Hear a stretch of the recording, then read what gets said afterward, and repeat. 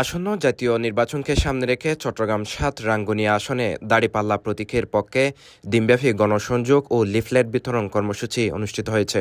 শুক্রবার ২৮ নভেম্বর রাঙ্গুনিয়া উপজেলার সরববাটা ইউনিয়নে এ কর্মসূচিতে এলাকার বিপুল সংখ্যক মানুষ অংশগ্রহণ করে।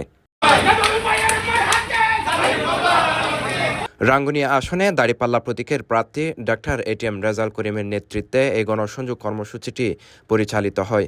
তিনি এদিন সরববাটা ইউনিয়নের বিভিন্ন ওয়ার্ড ও এলাকায় হেঁটে গণসংযোগ করেন এবং সর্বস্তরের জনসাধারণের সঙ্গে কুশল বিনিময় ও সৌজন্য সাক্ষাৎ করেন। কর্মসূচি চলাকালীন সময়ে প্রার্থীর সঙ্গে স্থানীয় নেতাকর্মী ও সমর্থকদের উপস্থিতি ছিল চোখে পড়ার মতো। এই সময় লিফলেট বিতরণের মাধ্যমে প্রার্থীর নির্বাচনী অঙ্গীকারগুলো জনগণের কাছে পৌঁছে দেন ডাক্তার এটিএম রেজাউল করিম। এই সময় এলাকাবাসীর উদ্দেশ্যে তিনি বলেন, আমি রাজনীতি করতে আসিনি, আমি এসেছি আপনাদের সেবক হতে। রাঙ্গুনিয়ার মাটি ও মানুষের প্রতি আমার দায়বদ্ধতা রয়েছে। এই অঞ্চলের মানুষের মৌলিক চাহিদা পূরণের মাধ্যমে একটি উন্নত ও সমৃদ্ধ রাঙ্গুনিয়া গড়ার স্বপ্ন নিয়ে আমি আপনাদের সামনে এসেছি। আমার প্রত্যেক দাঁড়িপাল্লা যা ন্যায় বিচার ও সুশাসনের প্রতীক।